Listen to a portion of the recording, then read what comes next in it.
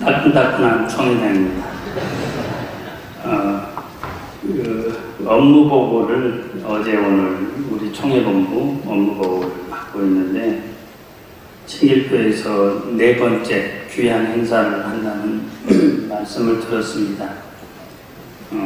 본래는 축사해달라고 하셨는데 나중에 말씀을 전해달라고 그랬어요.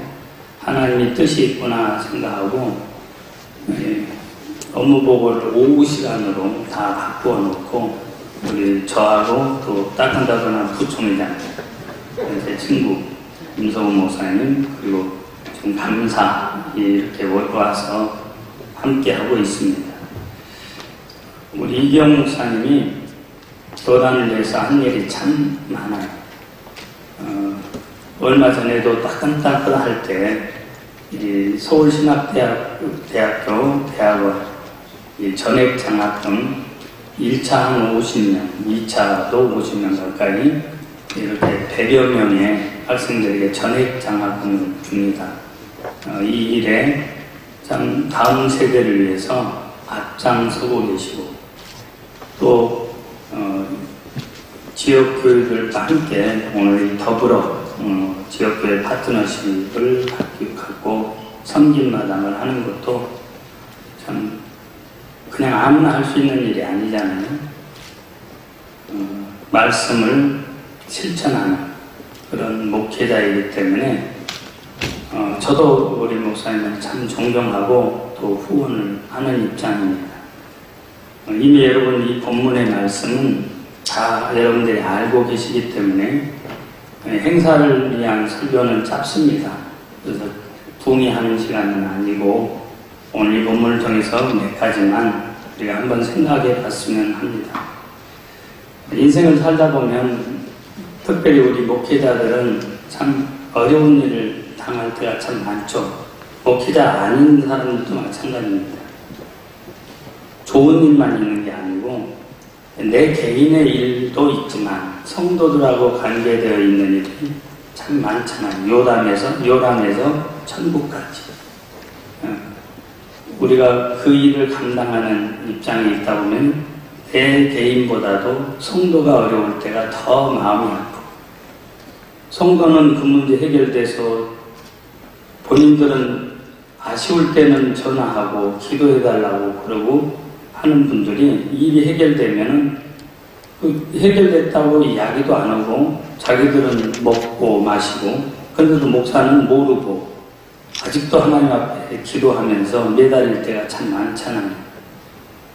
근데 우리가 이런 일들 당했을 때 우리가 누구를 바라보느냐가 굉장히 중요합니다. 결국 우리는 말씀을 증거하는 사람이고 결국은 이 말씀, 하나님이신 이 말씀을 증거하는 사람이기 때문에 우리의 시선이 어디를 향해야 되느냐.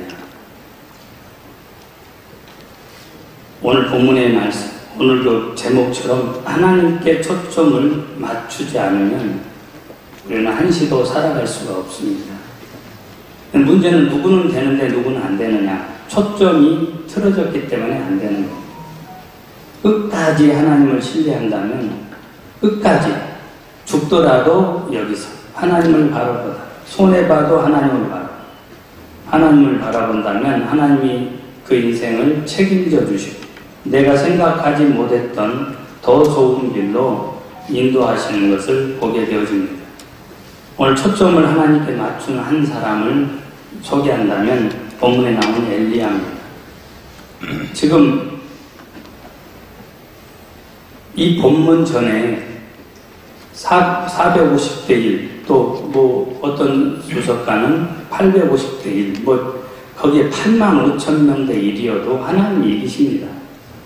어찌됐든지 숫자가 중요한 게 아니고요. 영적인 큰 전쟁을 치르고 엘리야에게 하나님의 응답의 불이 내리고 하나님이 살아계심을 보여주셨습니다. 그러면 이 정도 되면 사람들은 도취할만 하고, 그리고 조금 쉬었다 하자. 사역자도 인간이니까 조금 쉬어야지. 이런 생각을 충분히 할 수도 있고, 누가 정죄할 사람도 없지만, 엘리야가 다음 어떻게 합니까?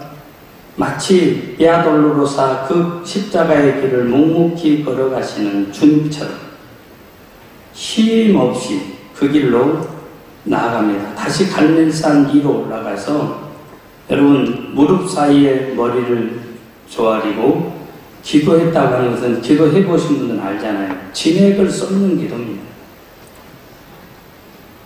이게 사역자의 길이라고 생각을 해요. 하나님을 신뢰하게 주님이 시키시는 그 일이 또 있기에 쉬지 아니하고 산으로 들로 바다로 골프장으로 축구장으로 가지 않고 그 사역을 위해서 온전히 그 애로운 시간에 다시 올라가서 진액을 쏟는 기도를 하는 사람이 엘리야입니다. 그러면 성경은 우리에게 이렇게 말해요.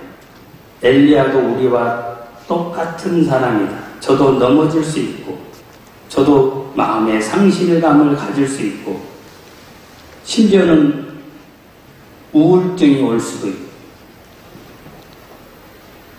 그런 사람이다.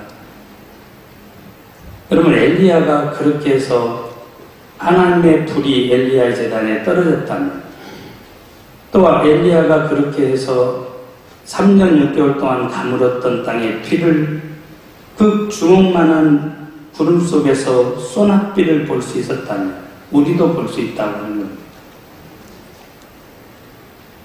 문제는 우리가 하나님께 온전히 초점을 맞추라는 겁니다. 엘리야가 이렇게 할 수 있었던 것은 엘리야가 이대해서가 아닙니다.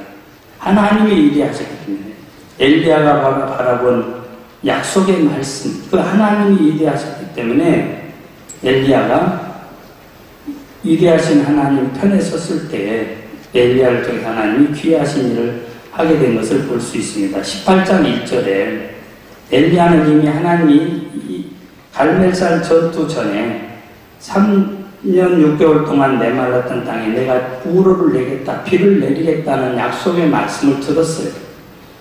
약속의 말씀을 들었기 때문에 이 약속의 말씀을 붙잡고 기도할 수 있었던 겁니다. 엘리야의 종은 여러분 아무 변화가 없습니다. 지금 바라보는 그 구름도 손바닥만 해서 기대할 것이 없습니다. 사실 그런 보고입니다.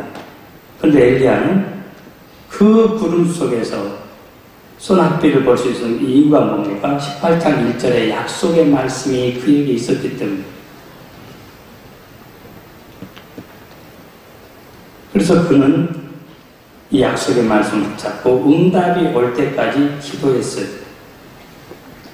여러분, 하나님의 약속은요, 언제나 기도를 통해서 이루어집니다. 어떤 사람은 그래요. 하나님이 다 알아서 해주시겠지. 하나님 우리 형편과 처지를 다 아시는데 우리가 굳이 기도하지 않아도 되지 않느냐?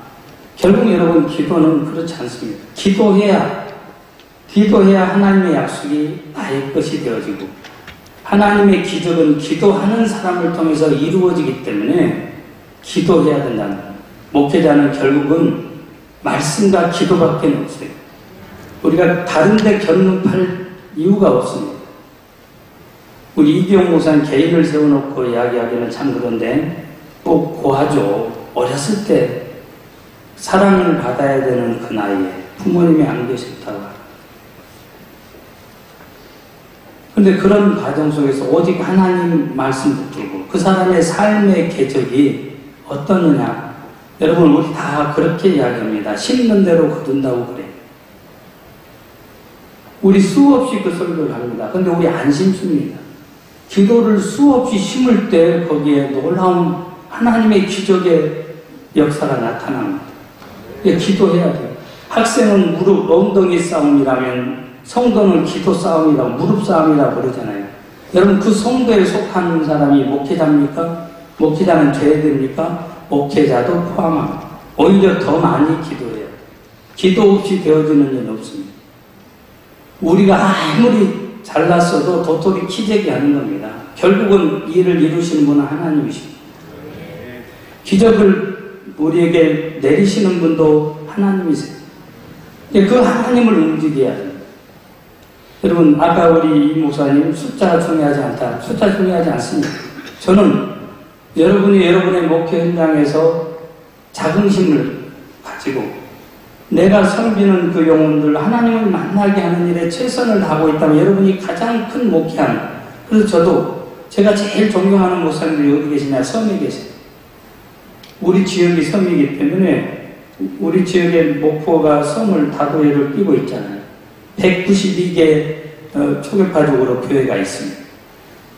섬에서 그 한 영혼을 붙들고 그 영혼의 가치를 소중히 여기고 몸부림을 치며 목회하는 그분들이 가장 큰 목회를 하고 계신 분이다. 저는 늘 그분들을 존경해요. 다른 분들은 강단에 안 세웁니다. 선교사님들과 그리고 그분들은 강단에 세워서 정말 말씀을 듣고 은혜를 받아요. 나한테 거기로 가라고 그러면 전 못 가요. 저도 여러분 신안 앞바다에 지금은 참 가기가 편해졌지만 배를 타고 똑딱선이라고 그러죠. 동력이 없는 것도 종선으로 옮겨 타서 그 어렵게 이삿짐 나누고 또 출입하고 하는 그런 곳에 하나님이 저를 보내셨다면 갔을까? 제가 어느 교회 입당 예배를 드리고 오면서 하나님 앞에 수업 배 위에서 눈물로 회개했어요. 마침 이사하는 어떤 목회자였던 것 같아요.